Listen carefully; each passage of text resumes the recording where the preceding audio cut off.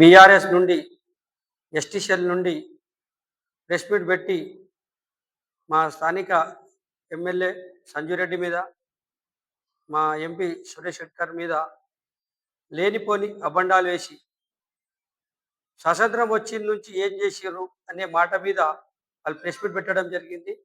అయ్యా, ఏదైతే మా మిత్రులు ఎస్టీ సోదరులు పెట్టిర్రో ప్రెస్ మీట్, మీరు ఒక విషయం గమనించాలి. ఆ రోజులలో మన తండల పరిస్థితి ఏంది? స్వాతంత్రం వచ్చి 80 సంవత్సరాలు అవుతుంది. మన తండల పరిస్థితులు ఏంది?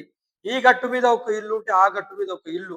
అటువంటి పరిస్థితిలో మా కాంగ్రెస్ పార్టీ, మా ఎమ్మెల్యేలు, మా ఎంపీలు అనేక విధమైన అభివృద్ధి కార్యక్రమాలు, గుడిసెలో ఉండి ఏడో చెట్ల వాగుల కాడ ఉంటే వాళ్ళకు ఇండ్లు ఇచ్చి, కరెంట్ ఇచ్చి, స్కూళ్ళు ఇచ్చి, అంగన్వాడీలు ఇచ్చి, అనేక రకమైన రహదారులు ఇచ్చి, వాళ్ళకు ఏదో అసాంఘిక కార్యక్రమాలకు ఉండేటట్టు ఉన్న వాళ్ళను అభివృద్ధి బాటలు తెచ్చింది కాంగ్రెస్ పార్టీ కాదా? మీకు తెలియకపోతే మీ తల్లిదండ్రులకు, మీ తాత ముత్తాతలకు అడిగితే కాంగ్రెస్ పార్టీ ఏందనే విషయం తెలుపుతుంది మీకు. అయితే హామీల విషయంలో అంటారు మీరు, హామీలు ఇచ్చి అమలు చేస్తలేరని. మేము ఇచ్చిన హామీలు, కాంగ్రెస్ పార్టీ రేవంత్ రెడ్డి నాయకత్వంలో ఇచ్చిన హామీలన్నీ నడుస్తుంది, మీరు చూస్తున్నారు, గమనిస్తూనే ఉన్నారు. మీ లెక్కలు అయితే పేపర్లకు ప్రింట్ తీసి ఇచ్చుడు హామీలు కాదు కదా. గతంలో మా మిత్రుడు చెప్పినట్ల సంగమేశ్వర ప్రాజెక్టుకు అది కంప్లీట్ చేసి నారాయణఖేడ్ ప్రజల కాళ్ళు కడుగుతూనే ఓట్లు అడుగుతామన్నారు. ఏందయా మీరు చేసి హామీలు అమలైనాయా? అవన్నీ ఉత్తిగానే పోయినాయి కదా. మీ పీరియడ్లోనే ఇవన్నీ ఏదైతే గురుకులాలు ఉన్నాయో హాస్టల్ మీరే చేసినట్ల, మీరు ఉంటేనే, మీరు చేస్తేనే ఎడ్యుకేషన్ ఉన్నట్ల. మాత గతంలో అనేక గురుకులాలు, సోషల్ వెల్ఫేర్లు, ట్రబుల్ వెల్ఫేర్లు, మైనార్టీ వెల్ఫేర్లు పెడితే ఈరోజు మా గిరిజన సోదరులు, మీకు తెలియదా మన గిరిజన సోదరులు ఒక్కొక్కరు కలెక్టర్లు, ఐఏఎస్, ఐపీఎస్లు, ఎండిఓలు, తహసీల్దార్లు, పోలీసులు, టీచర్లు, అనేక రకమైన రంగాలు అభివృద్ధి చేసినాం. 0% గుండు సూది తయారు కాని దేశంలో ఈరోజు హెలికాప్టర్ల గాలిలో ప్రపంచం పూరా పైకి వెళ్ళి భూ మండలం మీద వెళ్ళి ఇది చేస్తున్నామంటే ఇదంతా కాంగ్రెస్ పార్టీ చేసింది కాదా? ఒక్కొక్క విమానాశ్రయాలు, ఒక్కొక్క పెద్ద వ్యవస్థ కాంగ్రెస్ పార్టీ చేసింది కాదు. ఈరోజు మీరు ఏదో మా దురదృష్టం కొద్దీ మా మాజీ ఎమ్మెల్యే కిష్టారెడ్డి గారు చనిపోవడం వల్ల మీరు బై ఎలక్షన్లో ఏదో మా ప్రజలకు స్టేట్ నుంచి అందరు లీడర్లకు తెచ్చి మా ప్రజలకు మభ్యపెట్టి చేతుల భూతదం చూపించి మీరు ఏదో ఇది చేద్దామని చెప్పేసి మా ప్రజలు నమ్మి మీకు అవకాశం ఒకసారి ఇచ్చిర్రు. ఇచ్చిన నమ్మకాన్ని వమ్ము చేసి గద్దె ఎక్కి 10 ఏళ్లలో మీరు ఏం చేయలేరు.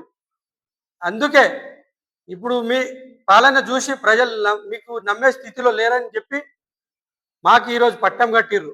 అయితే ఇచ్చిన మాట ప్రకారం నువ్వు అన్నావు అల్లుడస్తే ఆడమంటావు, బిడ్డస్తే ఆడమంటావు అని ఆ రోజు చెప్పి ఓట్లు తీసుకున్నావు. కానీ మాట మీ కేసీఆర్ కానీ, హరీష్ రావు కానీ, భూపాల్ రెడ్డి ఊర్లలో బిడ్డ ఇంద్రమ్మ ఇండ్లతోటి అన్ని గ్రామాల్లో ఇంద్రమ్మ ఇల్లు ఉన్నాయి. నువ్వు అన్నవారు డబుల్ బెడ్రూమ్ ఉంటేనే ఓట్లు అడుగుతామని. కానీ మేమైతే ప్రతి ఊర్లలో ఇంద్రమ్మ ఇల్లు కడుతున్నాం. నువ్వు డబుల్ బెడ్రూమ్ ఏడ కడుతున్నావు, నువ్వు ఆడ ఓట్లు అడుగు. మేము ఇంద్రమ్మ ఇల్లు ఏడ కట్టినామో ఆడ మేము ఓట్లు అడుగుతాం. ఎవరు సత్తా ఏంటో తెలుస్తుంది, మా మిత్రులు తెలుసుకోవాలి. అయితే బియ్యం విషయంలో దొడ్డు బియ్యం అది తినడానికి సరిగా ఇదైతే లేదు, పక్కదారి పడుతుందనే విషయం మీద ప్రభుత్వం ఆలోచన చేసి ప్రతి ఒక్కరికి సన్న బియ్యం ఇచ్చి ప్రతి ఒక్క కుటుంబాల్లో పండుగ వాతావరణం ఏదైతే ఎమ్మెల్యే, ఎంపీ, మంత్రులు, ముఖ్యమంత్రులు తింటుర్రో అటువంటి బియ్యం ఇచ్చి మనకు ఇస్తుంది కాంగ్రెస్ ప్రభుత్వం కాదా? ఇవన్నీ మీరు గమనించాలి. లేనిపోని మాటలు మాట్లాడి మంచిగా పనిచేసే ఎమ్మెల్యే, ఎంపీ గారుల మీద బురద వెళ్తే సహించేది లేదని తెలియజేస్తూ ముగిస్తున్నాం. ఎలక్షన్ ముందు 2-3 నెలలు 6 నెలలు ఉందనంగా ఆధారబాధగా గృహజ్యోతి కింద 3 లక్షల వాళ్ళకు బెనిఫిషియరీ పత్రాలు ఇచ్చారు. ఇప్పుడంటే 5 లక్షలు ఇస్తే కూడా, కాంగ్రెస్ ప్రభుత్వం 5 లక్షలు ఇస్తే కూడా ఇందిరమ్మ ఇళ్ల కోసం ఇల్లు కాదంట. మరి ఏం ముఖం పెట్టుకొని, ఏం ఆలోచించి మీరు 3 లక్షలు ఇచ్చిర్రు ఇల్లు కట్టుకోవడానికి పబ్లిక్ అని చెప్తున్నాం. ఈ విషయంలో మీరు ఆలోచన చేయాలి, ప్రజలు కూడా గమనించాలి. అభివృద్ధిని అడ్డుకునేటటువంటి ప్రయత్నంలో మాజీ శాసనసభ్యులు గారు ఉన్నారు. కానీ ఏ మాత్రం అడ్డుకోవడం జరగదు. అన్ని ప్రపోజల్స్ పెట్టేయడం జరిగింది, కావాల్సినటువంటి నారాయణఖేడ్ కావాల్సినటువంటివి.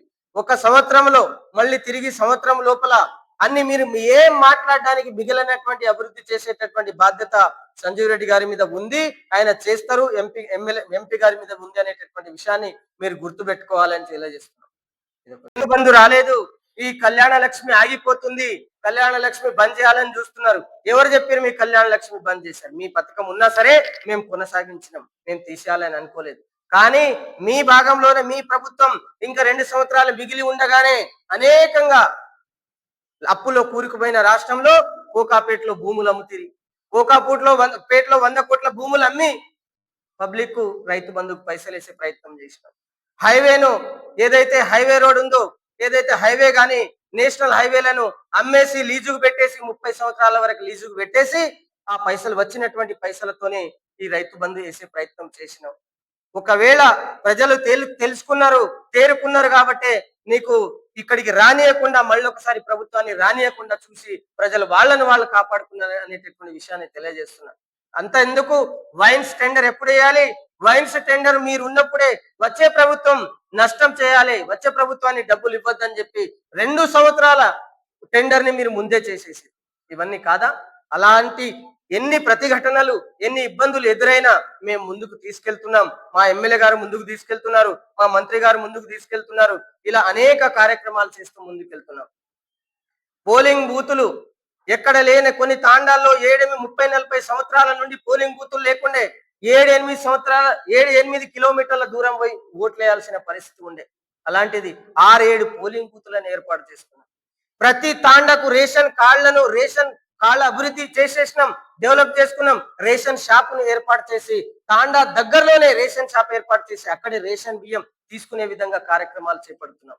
ఇవన్నీ మీకు పని లేక సంజీవ్ రెడ్డి గారి మీద, ఎంపీ గారి మీద, ఎమ్మెల్యే గారి మీద, ఎంపీ గారి మీద బురద జల్లేటటువంటి కార్యక్రమాలు చేస్తున్నారు. ఇవన్నీ మానుకోవాలి. అభివృద్ధిలో మీకు నచ్చితే సాయం చేయండి, తోడ్పాటు చేయండి. సంజీవ్ రెడ్డి గారు చేసిన పనిని, చెప్పిన పనిని తప్పకుండా పాటిస్తూ ఈ నియోజకవర్గాన్ని ముందుంచడంలో ముందుంటారు. ఆయనకు ముందుండి నడిపిస్తారనేటటువంటి విషయంలో ఏ మాత్రం సంకోచం లేదనే విషయాన్ని తెలియజేస్తున్నాం. ఎలక్షన్ ముందు 2-3 నెలలు 6 నెలలు ఉందనంగా ఆదరబాదగా గృహజ్యోతి కింద 3 లక్షల వాళ్ళకు బెనిఫిషియరీ పత్రాలు ఇచ్చారు. ఇప్పుడంటే 5 లక్షలు ఇస్తే కూడా, కాంగ్రెస్ ప్రభుత్వం 5 లక్షలు ఇస్తే కూడా ఇందిరమ్మ ఇళ్ల కోసం ఇల్లు కాదంట. మరి ఏం ముఖం పెట్టుకొని, ఏం ఆలోచించి మీరు 3 లక్షలు ఇచ్చిర్రు ఇల్లు కట్టుకోవడానికి పబ్లిక్ అని చెప్తున్నాం. ఈ విషయంలో మీరు ఆలోచన చేయాలి, ప్రజలు కూడా గమనించాలి. అభివృద్ధిని అడ్డుకునేటటువంటి ప్రయత్నంలో మాజీ శాసనసభ్యులు గారు ఉన్నారు, కానీ ఏ మాత్రం అడ్డుకోవడం జరగదు. అన్ని ప్రపోజల్స్ పెట్టేయడం జరిగింది, కావాల్సినటువంటి నారంకేడు కావాల్సినటువంటివి. 1 సంవత్సరంలో మళ్ళీ తిరిగి సంవత్సరం లోపల అన్ని మీరు ఏం మాట్లాడడానికి మిగిలినటువంటి అభివృద్ధి చేసేటటువంటి బాధ్యత సంజీవ్ రెడ్డి గారి మీద ఉంది. ఆయన చేస్తారు. ఎంపీ గారి మీద ఉంది అనేటటువంటి విషయాన్ని మీరు గుర్తుపెట్టుకోవాలని తెలియజేస్తున్నాం. పట్లోల కిష్టారెడ్డి గారి కుటుంబానికి, మరి సురేష్ కుమార్ షెట్కార్ గారి కుటుంబానికి, ఈరోజు అత్యధిక జనాభా గల మన నియోజకవర్గం సోదరులు, బంజారా సోదరులతో ఆ కుటుంబానికి మంచి సన్నిహితం ఉంది.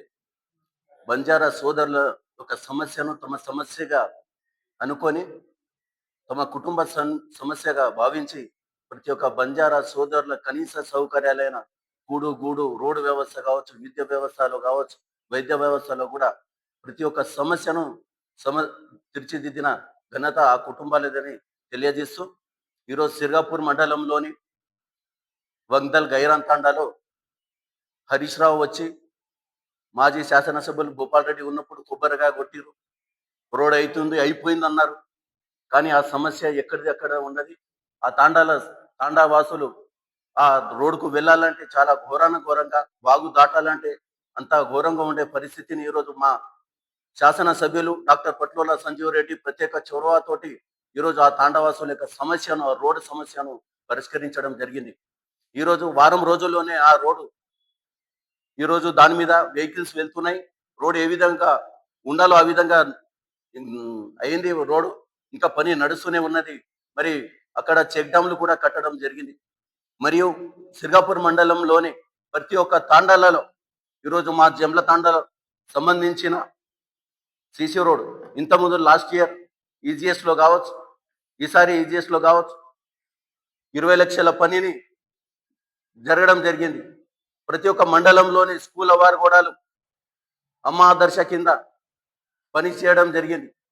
మా బంజారా సోదరుల ఏ సమస్య వచ్చినా, నీటి సమస్య వచ్చినా, రోడ్ సమస్య వచ్చినా, డ్రైనేజ్ సమస్య వచ్చినా, విద్యా వ్యవస్థలో మన ప్రాంత సోదరులు విద్యార్థులు వెనుకబడిన ఫైనాన్షియల్గా వెనుకబడిన వారు ఉన్నారని మా ఎమ్మెల్యే గారు ప్రత్యేకంగా మన తాలూకాలో గ్రంథాలయాన్ని ఏర్పాటు చేసి ఈరోజు మన వెనుకబడిన విద్యార్థుల కోసం అత్యధిక ఉద్యోగాలు తీసుకురావాలనే ఉద్దేశంతో గ్రంథాలయాన్ని ఈరోజు ఏర్పాటు చేసి ఈరోజు విద్యా వ్యవస్థను అభివృద్ధి చేస్తున్న ఘనత మన ఎమ్మెల్యే సంజీవ్ రెడ్డి తెలియజేస్తున్నాను.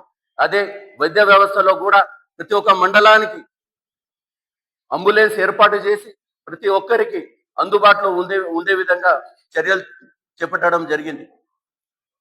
ఈరోజు మాజీ శాసనసభ్యులు గౌరవనీయులు భూపాల్ రెడ్డి గారు ఏది పడితే అది మా డాక్టర్ పట్లోల సంజీవ్ రెడ్డి సార్ మీద అన్పార్లమెంటరీ లాంగ్వేజ్ యూజ్ చేయడం మంచిది కాదు. ఏదైనా మీకు ప్రాంత సమస్య మీద అవగాహన ఉంటే మీ సలహాలు సూచనలు ఇవ్వండి, దానికి మేము రిసీవ్ చేసుకుంటాం. కానీ మీకు ప్రాంతం మీద కానీ ఆ గిరిజన సమస్యల మీద కానీ ఎలాంటి నీకు అనుభవమే లేదు, నీకు సబ్జెక్టే లేదు. అందుకని ప్రజలను పక్కదారి పట్టియడానికి నువ్వు లేనిపోని ఆరోపణలు మా శాసనసభ్యుల మీద బురద జల్లడం కరెక్ట్ కాదని తెలియజేస్తూ ముగిస్తాను.